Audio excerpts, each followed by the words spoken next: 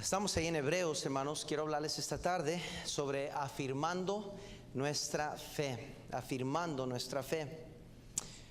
Noten el versículo 9, por favor, ahí en Hebreos, donde estábamos leyendo ahorita con el hermano Rodríguez. Dice ahí el capítulo 13, versículo 9: no os dejéis llevar de doctrinas diversas y extrañas, porque buena cosa es afirmar el corazón con la gracia.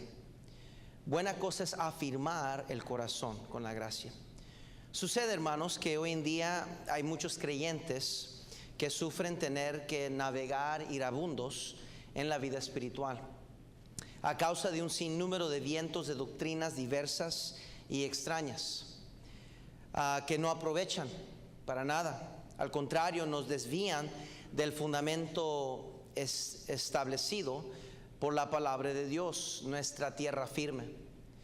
Sería como una navegación de unos hombres en una nave, un barco, que quedaran náufragos y por días y semanas estuvieran en el mar sin comida, sin nada de esperanza quizás de vivir, y han buscado tierra pero no la encuentran. Y quizás alguien diría, por fin viendo tierra, diría que hay tierra, y yo creo que las energías y las fuerzas regresarían a esos hombres, por más desnutridos y desanimados que estuvieran. El saber que iban a otra vez pisar tierra, creo yo que regresaría su entusiasmo. Pues de la misma manera, hermanos, es importante para el creyente estar parado sobre tierra firme. Son estos vientos que nos alejan de la cristiandad bíblica, a fin de llevarnos lejos de poder agradar a nuestro Dios. Noten el versículo 16: y de hacer bien y de la ayuda mutua no os olvidéis, porque de tales sacrificios se agrada Dios. Dios está interesado en que le obedezcamos a Él y nos quedemos en la Biblia, no porque es caprichoso o porque es un dictador y quiere las cosas a su manera, sino porque entre más le obedecemos y más pegados a la Biblia que nos quedamos, más Él puede bendecirnos. ¿Se ha preguntado cuál es el sustento bíblico de lo que usted cree? ¿Se ha examinado a fondo la luz de la Biblia, sus normas de conducta, sus convicciones, sus creencias? ¿Quién o qué quiere decir estas palabras extrañas? Cuando vemos aquí en el versículo 9: no os dejéis llevar de doctrinas diversas y extrañas. Extrañas quiere decir que no solamente que no tienen sustento bíblico, sino que son contrarias, extrañas a la gracia de Dios. Son aquellas enseñanzas y doctrinas que van directamente en contra de la palabra de Dios. Por eso se les llama extrañas. La gracia de Dios es la salvación ofrecida a todo pecador que quiere creer con fe en el sacrificio de Cristo hecho en la cruz del Calvario. Hay un punto, hermanos, en común en todas las doctrinas extrañas, y eso es que todas esas doctrinas extrañas llevan al alma a desviarse de Cristo. Y al creyente nos desvían de la posición correcta de vivir, al fin de no poder disfrutar las bendiciones de Dios sobre nuestras vidas. Estas falsas enseñanzas o doctrinas extrañas son esos vientos que nos empujan o nos llevan extranjeros o nos llevan lejos del lugar donde Dios nos quiere y nos puede bendecir. Como cristianos jamás encontraremos paz para nuestros corazones en medio de la confusión. Jamás encontraremos paz para nuestros corazones y nuestras vidas a menos que pongamos o descansemos firmemente sobre la gracia de Dios, lo que Dios ha establecido. No podemos desviarnos de eso, no podemos inventarnos otra manera. Dios, perdóneme, pero no está interesado en su opinión. Dios sabe, hermanos, lo que Él ha establecido. Dios ya ve su vida y mi vida comenzada y terminada. Dios sabe lo que es mejor para nosotros. Dios sabe lo que es mejor para su iglesia. Dios sabe lo que es mejor para la obra de Él. Entonces, hermanos, en este asunto de doctrinas y lo que enseñamos, muchos tenemos diferentes opiniones y nos deleitamos y nos encanta tratar de agarrar un ángulo o una opinión fuerte, algo que quizás nadie más ha escuchado, porque queremos atraer atención hacia nosotros mismos, de hacernos llevar como grandes maestros de la Biblia y conocedores profundos de las riquezas de Dios. Pero hermanos, yo encuentro, hermanos, que lo más superficie de Dios, si podríamos usar eso, es más profundo que cualquier otro hombre podrá él lograr llegar a ser. No necesitamos las profundidades, necesitamos poner en práctica los preceptos y principios que Dios ya nos ha dado. La vida cristiana no es complicada, es simplemente obedecer. Punto. Hay un punto en común en todas las doctrinas extrañas, y eso es para desviarnos. Como cristianos jamás encontraremos paz a menos que nos quedamos en la doctrina correcta. Efesios capítulo 3, por favor. Efesios capítulo 3. Estoy repitiendo a propósito algunas cosas que estoy diciendo. Efesios capítulo 3, versículo 18, por favor. Efesios 3, 18 dice la palabra de Dios. Dice: seáis plenamente capaces de comprender con todos los santos cuál sea la anchura, la longitud, la profundidad y la altura. Le llamo la atención a la parte que dice con todos los que. ¿Sí lo pueden ver conmigo? Con todos los que. O sea, lo que está diciendo mi hermano es esto. Este asunto de conocer a Dios y su doctrina no es un asunto individual de descubrir cosas que nadie más sabe, hermanos. Está hablando de algo que ya está en acuerdo, que hay santos en la fe que ya conocen la verdad. Y Dios le encanta la unidad. Tanto le encanta que aún lo incluye en su conocimiento. Le gusta, se deleita a Dios en que lleguemos a un conocimiento mutuo de la palabra de Dios. Hay entre nosotros quizás, o entre el movimiento fundamental, que se creen más sabios que los demás, que quieren enseñar cosas que nadie más ha enseñado. Se inventan doctrinas a base de una palabra solamente y establecen ministerios enteros sobre una palabra solamente, porque creen ellos que si yo enseño algo que nadie más ha escuchado, voy a agarrar atención a mí y todos van a aplaudirme y decir: wow, como usted no hay otro. Pero hermanos, yo encuentro que esa es vanagloria y vanidad, y no es el Espíritu de Cristo. Dios enseñaba a gente con parábolas porque quería enseñarles a su nivel, para que comprendieran, porque el fin de enseñar era para que comprendieran, no para que se quedaran wow, qué tremendo conocedor, sino que llegaran a entender la palabra de Dios. ¿Me están entendiendo? Lo que nos corresponde, hermanos, a hacer como cristianos es alinear, o afilar o poner en fila nuestras velas de navegar con la palabra de Dios. Nuestra doctrina determinará nuestro destino. ¿Qué es lo que la Biblia dice? ¿Qué es lo que la Biblia dice? Eso es lo que debe preocuparnos. Mi vida cristiana, mis creencias, mis normas de conductas, ¿igualan a la palabra de Dios? ¿O es lo que yo pienso, lo que yo sugiero? Primeramente veo aquí en este capítulo 13 que es un excelente pasaje para enseñarnos dónde deberíamos estar en nuestra cristiandad. ¿Cómo debemos estar como cristianos? ¿Cómo debemos de vivir? ¿Cuál es la norma de conducta? ¿Cuál es la creencia que debe ser? Y querido hermano, me gustaría retarle que no se duerma esta noche.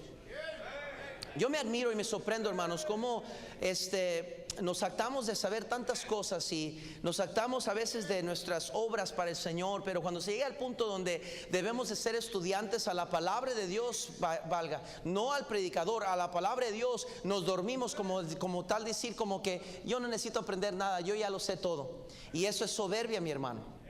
Si se está durmiendo, dése una cachetada, un piescón, póngase de pie. No sea flojo, hermano, hermana. Despiértese. Échese un Dunkin' Donuts. Hay que tomar Starbucks. Si tomara Dunkin' Donuts se despertaría. Número 1, permanezca el amor fraternal. Versículo 1 dice: permanezca el amor fraternal. Esto quiere decir que no dejemos de amarnos los unos a los otros, que el amor fraterno perdure. Este verbo es un presente activa imperativo.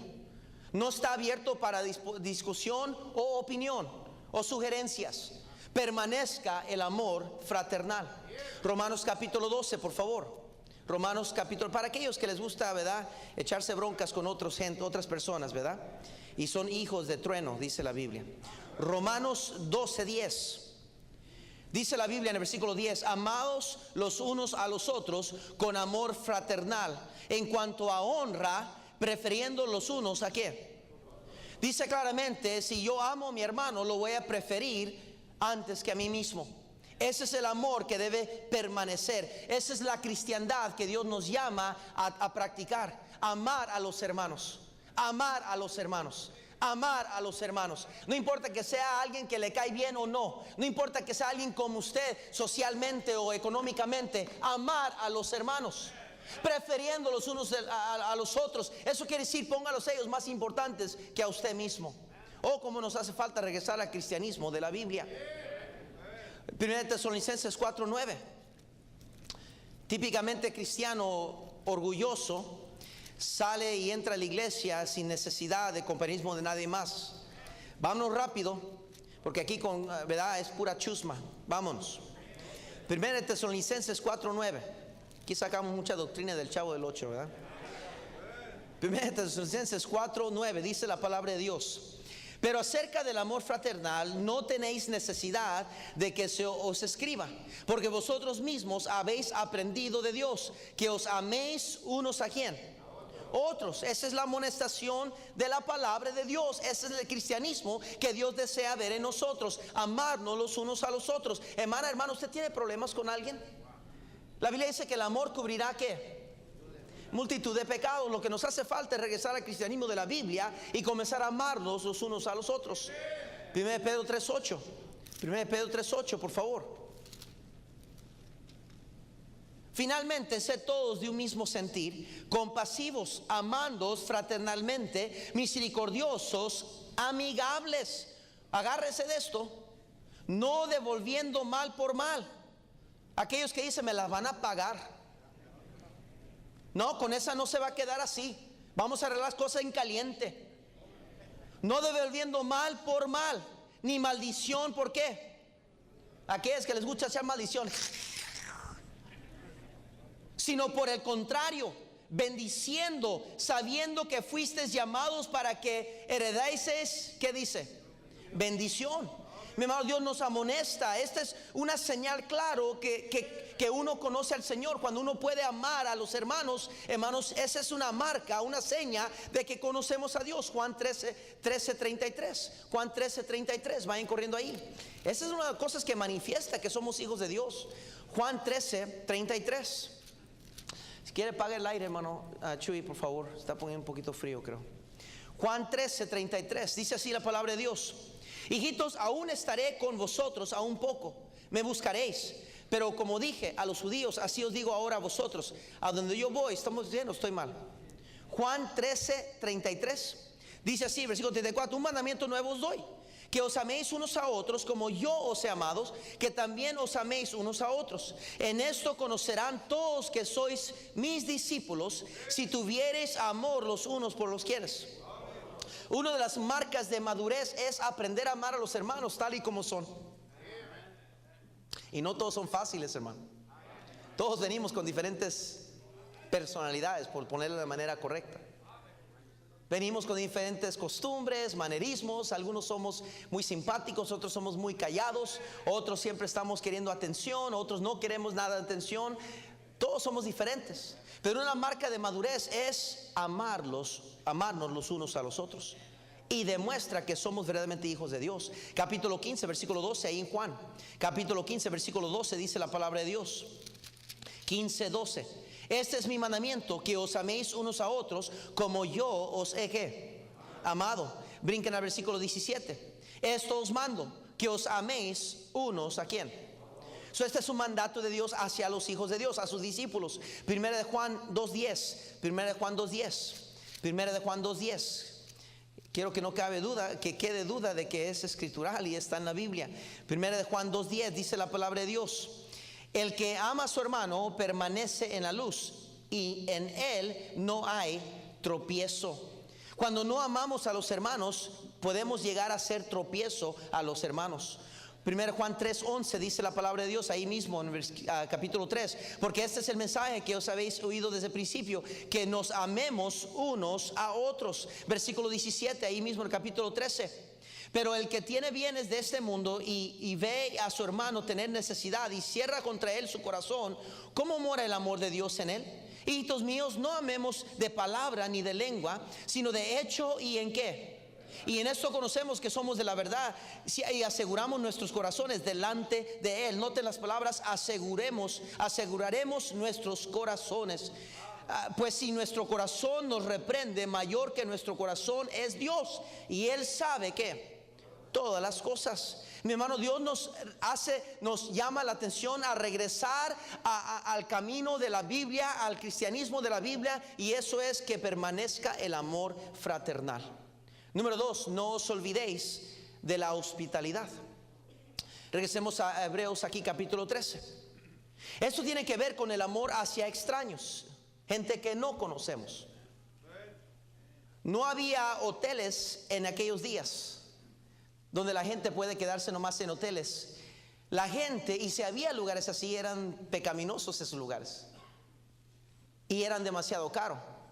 La gente tenía que abrir sus hogares para hospedar a gente. Y el Señor nos llama la atención a que debemos de ser hospedadizos, ¿verdad? Hospitalarios, como ustedes digan ahí. A los creyentes se les amonesta a abrir sus hogares. Noten conmigo Mateo 25, por favor. Mateo 25. Mateo 25. ¿Cuándo fue la última vez, querido hermano o hermana, que usted tuvo a alguien en su casa? Mateo, es que no, si viera mi casita. Hermano, no se trata de impresionar, hermano. No se trata de qué tan lujoso es su casa, o que si tiene muebles bonitos o caros. No se trata de qué tan grande la banquete va a tener. Mi hermano, no trate de impresionar. Simplemente ponga en práctica la palabra de Dios. A veces se come más rico en casas que no tienen tanto, hermanos. Mateo 25:35. Dice la Biblia en el versículo 35: porque tuve hambre y me disteis de comer, tuve sed y me disteis de beber, fui forastero y me recogisteis, dice la Biblia. Versículo 36: estuve desnudo y me cubristeis, enfermo y me visitasteis, en la cárcel y vinisteis a mí. Hermanos, cuando nosotros practicamos el hospedar a otros, gente que no conocemos, sin saber, hermanos, a veces vamos a hospedar a ángeles. Romanos capítulo 12, versículo 13. Romanos capítulo 12, versículo 13. ¿Qué quiere decir? Que a veces cuando ponemos nuestra práctica en la palabra de Dios, vamos a hacer por accidente más cosas buenas que a propósito. Romanos capítulo 12, versículo 13. Dice la Biblia ahí: compartiendo para las necesidades de los santos, practicando la hospitalidad. ¿Me están siguiendo? Qué importante es la hospitalidad. 1 Timoteo 3:2. 1 Timoteo 3:2, por favor.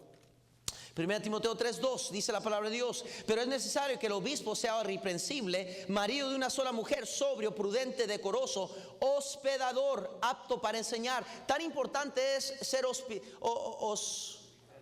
hospitalario, que lo incluyó en los requisitos de los obispos. Tan importante es que lo puso en la lista de aquel que va a ser pastor. Cristiano. La Biblia fue escrita para todos nosotros. ¿Es usted alguien que hospitaliza? Porque esa es la palabra que me sale bien. Tito 1:8, por favor. Tito 1:8. Tito 1:8.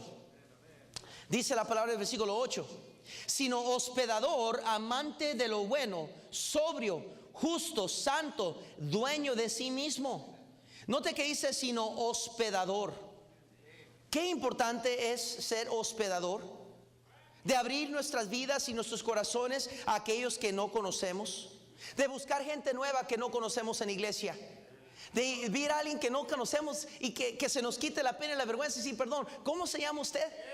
Ay, pero no sabe que tengo 30 años viviendo en la iglesia. Perdón, no sé. Pero ¿cómo se llama usted? Yo me llamo Pánfilo. El chiste es ir a conocer a alguien, hermanos. Muchos de nosotros ya no practicamos eso. Entramos a la iglesia y salimos. Nomás nos escondemos tras la excusa de que todos son hermanos y hermanas, ¿verdad? Hermano, hermana, eso es fácil. Pero ¿por qué no comenzamos a buscar nombres, personas que no conocemos? Hermana, pero ¿cómo se llama usted? Hermano, ¿cómo se llama? Perdón. Y ok, se llama fulano. Ok, hermano, y a ver, ¿cómo se llama otra vez? Sí, es penoso al principio, pero después cuando usted lo ve en el pasillo o cuando lo ve allá en la calle, en la tienda y le llama por nombre, hermano Modesto. Oh, es una música a los oídos de alguien escuchar su nombre. Vale la pena un poquito de vergüenza, pero ¿qué de nosotros que nomás no practicamos eso? Hermano, ese es el cristianismo de la Biblia. Por eso Dios no usa liderazgo que no conoce a su rebaño. No usa efectivamente a un pastor o un líder que no toma el tiempo de conocer a los miembros de su iglesia. A todo el mundo nomás le quiere decir hermano, hermana, pero no toma tiempo de ir y meterse entre la gente y conocer a las personas. Qué triste, hermanos, que los pastores a veces son los que menos conocen a la congregación. ¿Me están entendiendo? Yo me sorprende y me admira del pastor Wilkerson cómo conoce los nombres de personas, hermano. Conoce nombres de tíos y tías que viven en México, en Chiapas, que nunca han llegado aquí. No se crean, estoy exagerando. ¿Cómo está Chayo? Dice el pastor, no se crean. Algunos sin saberlo, dice la Biblia, que han hospedado a ángeles. Esto es una alusión a Génesis 18, cuando Abraham se encontró con 3 ángeles quienes le parecieron como hombres. Cuando uno abre su corazón y su hogar a gente extraña, siempre va a encontrar bendiciones en eso, hermanos. Número 3, acordaos de los presos. Versículo 3 en Hebreos. Acordaos de los presos. Claramente lo dice ahí. Hermanos, Dios nos dijo, y lo leímos en Mateo 25, que me visitaste cuando estaba en la cárcel.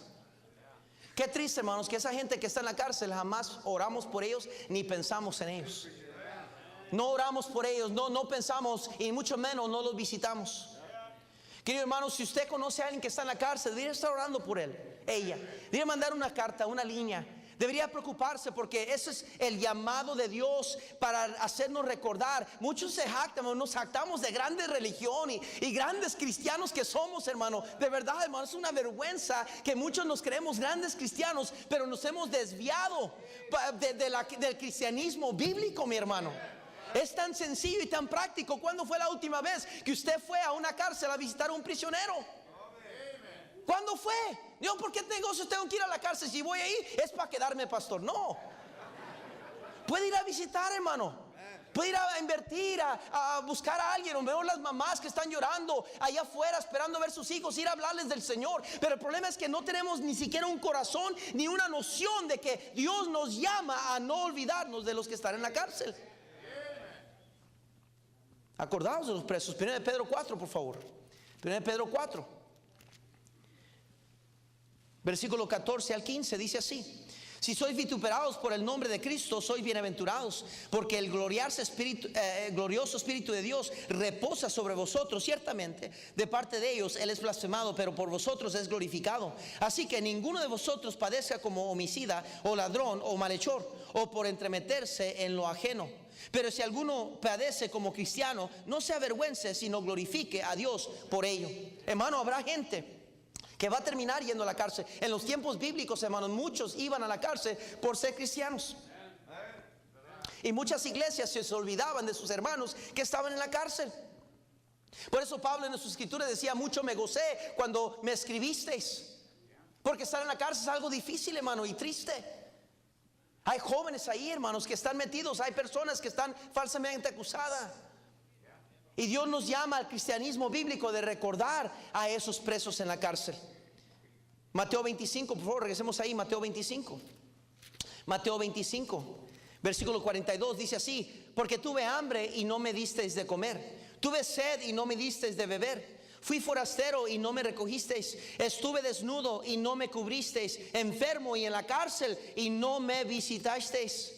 Qué triste, hermanos, que los mormones están haciendo más videos sobre estos estándares y normas de conducta, haciendo videos, invirtiendo dinero sobre cómo la fe mormona ayuda al caído, ayuda a los que están forasteros, ayuda a los que están en la cárcel, y cómo ellos hacen por ellos. Pero, hermanos, lo están haciendo para atraer gente y seguidores a su movimiento y a su creencia falsa. Pero, hermanos, la Biblia está llena de eso. Como cristianos debemos de ejemplificar eso, hermanos. Nunca veo una persona persona tirada en el suelo en la calle e ignorarlo. Nunca ver una persona que está en necesidad y por lo menos no ir a orar con ellos. No, amor, no tiene plata y no tiene oro para darles, pero tiene la verdad de la palabra de Dios. Pero ese es el cristianismo de la Biblia. Muchos pasamos con nuestras narices arriba diciendo: fuchi, fuchi, no quiero ni hablarte, no tengo tiempo. Pero el Señor Jesucristo era el que tomaba tiempo. Gente se acerca a uno que a lo mejor no huele muy bien. Ay, pastor, no, aleje a esa persona. No, ¿cómo que aleje? Si el Señor andaba entre esa gente. Si debemos de poder hablar con todos, ayudar a quien sea. Pero nos hemos acostumbrado a un cristianismo lejos de la palabra de Dios. ¿Me están siguiendo? Número 4, honroso sea en todos el matrimonio. Versículo 4 lo menciona aquí el escritor de Hebreos. Honroso sea en todos el matrimonio. Esto nos llama la atención, hermanos, a que el matrimonio es algo que debe ser honrado, es algo que debe ser respetado. 1 Corintios 7:38 dice lo siguiente. 1 Corintios 7:38: de manera que el que la da en casamiento hace bien, y el que no la da en casamiento hace mejor. La mujer casada está ligada por la ley mientras su marido vive, pero si su marido muriere, libre es para casarse con quien quiera, con tal que sea en el Señor. Pero a mi juicio, más dichosa será si se quedara así. Y pienso que también yo tengo el Espíritu de Dios. Esta es la doctrina que enseña que el matrimonio es algo bueno, contrario a las falsas doctrinas que dicen que no debes casarte. 1 Timoteo 4, por favor. 1 Timoteo 4, versículo 3.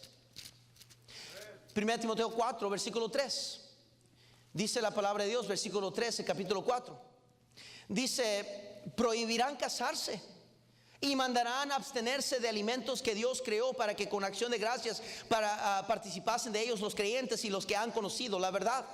El movimiento, las falsas creencias y la agenda del diablo, hermanos, es minimizar el matrimonio, es hacer el matrimonio no importante. Por eso dice aquí: el lecho sin mancilla será. En donde estamos en Hebreos capítulo 4. Honroso sean todos el matrimonio y el lecho sin mancilla. Eso quiere decir que el matrimonio es un regalo de Dios y la norma para todos.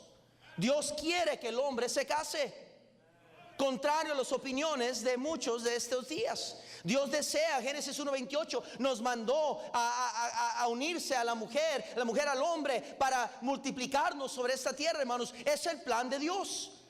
No es pecaminoso ni vergonzoso estar casado. El término sin mancilla se usa en Mateo 25 para describir la pureza íntima o íntegra de nuestro Señor Jesucristo como nuestro sumo sacerdote. Tan importante es, mi hermano, el matrimonio, que Dios quiere una pureza en el matrimonio. Es una advertencia contra la promiscuidad sexual. Dice, menciona ahí en Hebreos capítulo 13, dice ahí: fornicarios y a los adúlteros los juzgará Dios. Fornicarios o fornicación es las relaciones entre dos personas que no están casadas. La palabra pornografía viene de la palabra fornicario en su idioma o en su lengua griega. Hermano, es la raíz de esa palabra, la pornografía. Hermano, la fornicación es vista por Dios muy severamente y seriamente. El que una pareja que no está casada ante Dios han tenido relaciones íntimas es pecado ante los ojos de Dios. No es aceptable, es pecaminoso, es pecado. Y el que fornica, la Biblia dice que fornica contra su propio cuerpo. Es visto de Dios algo muy serio y muy pecaminoso. Dios lo trae aquí bajo la ala del matrimonio. Dice: el matrimonio es santo, el matrimonio es bueno. Por eso, joven, cuídese. Por eso debe regresar al cristianismo de la Biblia. No andar tocándose, no andar a solas, no andar yendo. Hermano, hay un peligro que corre el joven cuando anda jugando con fuego. Por eso le aconsejo, joven, que, como dice Pablo, ni toquéis a la mujer. Bueno, le sería al hombre ni tocar a la mujer. ¿Sabe lo que está diciendo? Es que cualquier hombre normal que toca a una mujer, va a haber un fuego, va a haber algo que va a tomar control de sus emociones y de su carne. Y hay un peligro que corremos ahí porque es pecado ante los ojos de Dios. Por eso jóvenes, especialmente jóvenes adultos, no deberían de andar en un carro solos. No deberían de andar yendo a lugares a solas. Está jugando con fuego. Mejores cristianos que ustedes han caído en pecado. Y ustedes se creen la excepción. No, nosotros no. Somos santos y tenemos la Biblia entre nosotros dos. Y oramos juntos y esto y lo otro. No, hermanos, usted está jugando con el pecado de fornicación. Porque Cristo dijo que si miras a una mujer y la codicias en tu mente, ya eres culpable de fornicación. Debe de restringirse, debe de poner estándares, debe cuidarse. Varones deben cuidarse con las señoritas y las damas de la iglesia. La Biblia nos amonesta que debemos de tratarlas como hermanas. Ninguna mujer en la iglesia debería sentirse amenazada ni vulnerable a los ojos de los cristianos dentro de esta iglesia. Deberían sentirse confiadas de poder venir aquí a un lugar protegido, un lugar santo, un lugar piadoso, donde hay hermanos y hermanas en la fe. Pero tristemente las mismas hermanas de nuestra iglesia tienen que andar cuidándose de algunos hombres lobos rapaces que andan echando ojo a lo que no es de ellos. Adúlteros, dice el versículo 4, fornicarios, y a los adúlteros los juzgará Dios. Adulterio son relaciones íntimas entre personas, uno o ambos de los cuales están casados con otra persona. Cuando una persona se mete con otra persona que está casada, eso se llama adulterio. Eso se llama adulterio. Es pecado ante los ojos de Dios. Usted tiene su esposa, usted tiene su esposo y ahí muere. Deleítese con la joven, la mujer de tu juventud, dice la palabra de Dios. Qué importante es, hermanos, levantar en alto los estándares de la palabra de Dios, de regresar al cristianismo de la Biblia. Cuando nos alejamos y dejamos que los vientos de falsas doctrinas de demonio nos desvíen del camino de la palabra de Dios, podemos ser pretensos a caer en falsedad y queremos justificar nuestras acciones, queremos justificar nuestra pobre espiritualidad y decir, bueno, es que lo importante es que amo a Dios. Pero es pecado a los ojos de Dios. Gálatas 5, por favor, Gálatas 5. Gálatas capítulo 5. Gálatas capítulo 5, versículo 19. Y quiero que oigan, jóvenes, claramente, cuando usted se casa está que la muerte lo separe. No, el divorcio no es opción. El divorcio no es una solución, es una complicación más. Cuando usted se divorcia, usted se va a complicar su vida peor que jamás ha estado en su vida. Quiero que lo oigan claramente. Y no quiero que alguien se sienta mal que ha tenido que trágicamente pasar por eso. Pero yo quiero que los jóvenes de nuestra iglesia y los niños que están sentados ahí oigan claramente que eso no es algo que a Dios le agrada. Que no haga confusión en su mente. Que entiendan lo que la Biblia dice respecto a eso. Gálatas 5, 19 dice la palabra de Dios: y manifiestas son las obras de la carne, que son, número 1 en la lista, ¿qué es? Y fornicación. 1 y 2, 1-2 punch. Dios, yo creo que lo toma muy en serio. Dios dice que el matrimonio honroso sea, el hecho sin mancilla. Eso quiere decir que dentro del matrimonio, la relación entre un hombre y una mujer, todo es santo ante Dios. La mujer no debe negarse al hombre, ni el hombre negarse a la mujer. Es algo que a Dios le agrada, es algo que Dios inventó, creó. Ese es su plan perfecto. Cuando usted se sale de eso y no tiene tiempo el uno para el otro y no invierte en su relación y no es cariñosa con su esposa y no es cariñoso con su esposo y no se enamora de su esposo y no le echa ojitos y palabras de cariño y abrazos aquí y allá y notitas de que hey, estoy pensando en ti, agárrate porque ahí vengo a la casa. Usted está arreglando esa relación y cuando yo hago mi trabajo de tratar a mi esposa como una dama, de cuidarla y atenderla y ayudarle en la limpieza y tener lo mejor posible preparada para ella, un hogar, un carro, una vida organizada. Mi hermano, yo estoy preparando, hermanos, un jardín que voy a poder disfrutar. Pero cuando la trato como un instrumento que uso de vez en cuando quiero, Yo mismo me estoy haciendo daño. Y por eso muchos matrimonios mejores que nosotros han terminado fracasados, porque se desvían del plan de Dios. Queridas parejas, lean el libro de Cantar de Cantares. Juzgará Dios, dice la Biblia. O sea, Dios dice, este es asunto mío. Métanse en estos pecados y yo voy a tratar severamente con ustedes. Y no tengo tiempo para entrar, pero les voy a dar la cita: Romanos 1, 24 al 32, Efesios 4, 19, Colosenses 3, 5 y Apocalipsis 21, 8. Todos los cuales mencionan estos pecados de fornicación y adulterio. Número 5, y rápido: sean vuestras costumbres sin avaricia, dice la Biblia en Hebreos capítulo 13, versículo 5. Vuestro carácter, no amen al dinero, tiene que ver con la avaricia. Lucas 16, 14, rápidamente, Lucas 16, 14. Lucas 16, 14. Vayan rápidamente, hermanos. Lucas 16, 14. Dice la Biblia en el versículo 14: y oían también todas estas cosas los fariseos, que eran ávaros, y se burlaban ¿de quién? De él. Se burlaban los ávaros de él. Fíjense en 1 Timoteo 3:3, por favor. 1 Timoteo 3:3. 1 Timoteo 3:3. Hermano, podemos circular el aire un poquito, por favor.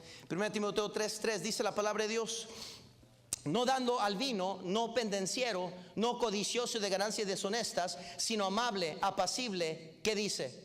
No avaro. Capítulo 6, versículo 10, ahí mismo. Dice: porque raíz de todos los males es el amor al dinero, el cual codiciando algunos se extraviaron de la fe y fueron traspasados de muchos. ¿Qué? Joven, ten cuidado de no corretear el dinero y la fama y las riquezas y el estilo y la ropa cara y el carro caro y los rines más caros y la vida acá y allá. Ten cuidado, porque mejores cristianos que usted y yo se han desviado de la fe por andar atrás del dinero. Segunda Timoteo 3:2 dice: porque habrán hombres amadores de sí mismos, ávaros, vanagloriosos, soberbios, blasfemos, desobedientes a los padres, ingratos, impíos. Hombres amadores de sí mismos. ¿Usted conoce a alguien así? Que se aman a ellos mismos tanto, que siempre pasan un espejo. Les encanta pasar por estos pasillos porque los vidrios sirven como espejo. Los ve, dice.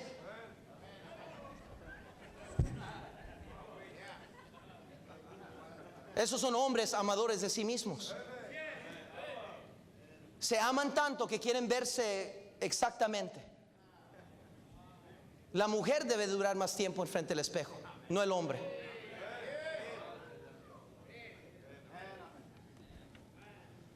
Contentos con lo que tenéis ahora, dice la Biblia.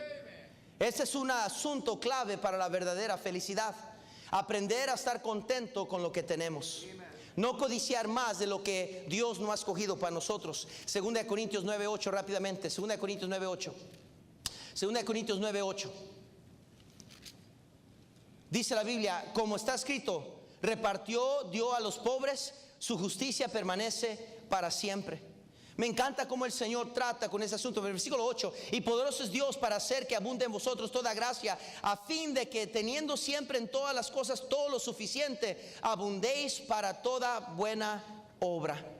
Mano, no es de un cristiano andar queriendo tener más allá de lo que Dios no ha escogido para ellos tener. Filipenses 4, 11 al 12, 1 Timoteo 6, del 6 al 10, se lo dejo como tarea. Número 6, rápido: el Señor es mi ayudador, dice aquí Pablo, creo que él escribió Hebreos. Quiere decir que Él y solamente Él será nuestro rescate. Como cristianos no debemos de temer al hombre. Si Dios con nosotros, ¿quién contra nosotros? Romanos 8:31. Hermanos, tenemos que tener un cristianismo bíblico de no temer al hombre. De nuestra ayuda es nuestro Señor.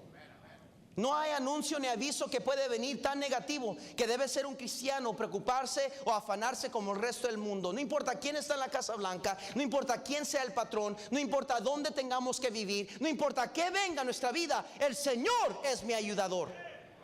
Número 7, acordaos de vuestros pastores. Versículo 17: la tarea del pastor es hablar la palabra de Dios, de predicar y enseñar. Por esto son dignos de doble honor, de respetarlos y orar por ellos. Es lo que la Biblia enseña. Considerar cuál haya sido el resultado de su conducta. Nos habla aquí Hebreos capítulo 13.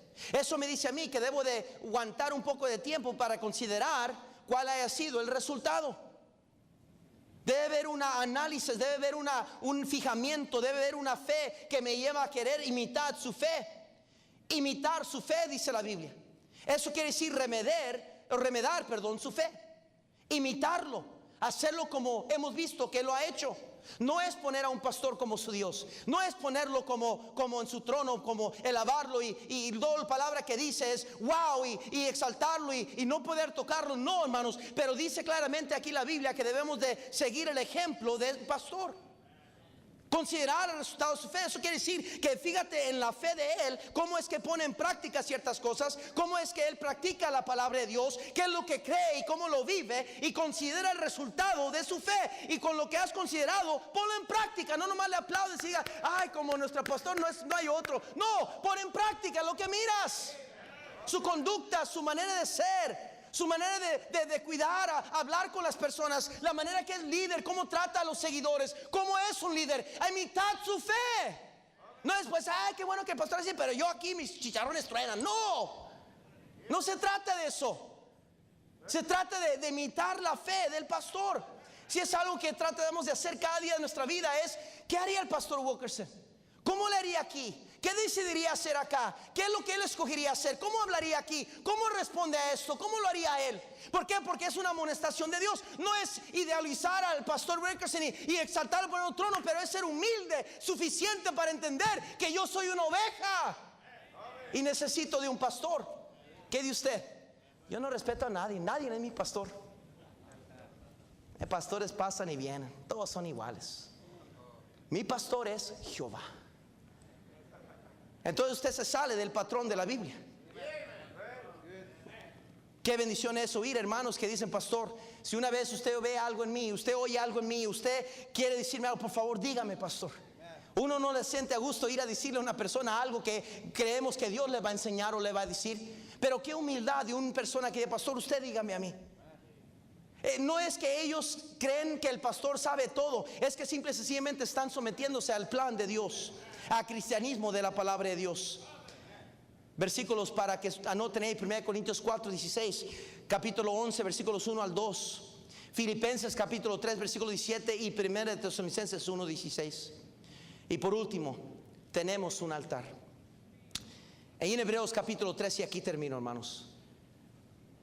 Tenemos un altar del cual no tienen derecho de comer los que sirven al tabernáculo. Un tabernáculo celestial es una metáfora poderosa de nuestro acceso a Dios por medio de Cristo. Aquel trono, aquel altar que podemos tener en el Señor, en el corazón de nuestra vida. Acerquémonos pues confiadamente al trono de la gracia para alcanzar misericordia y hallar gracia para el oportuno socorro. Dios, hermanos, desea afirmar nuestra fe a través del cristianismo que Él ha puesto ahí.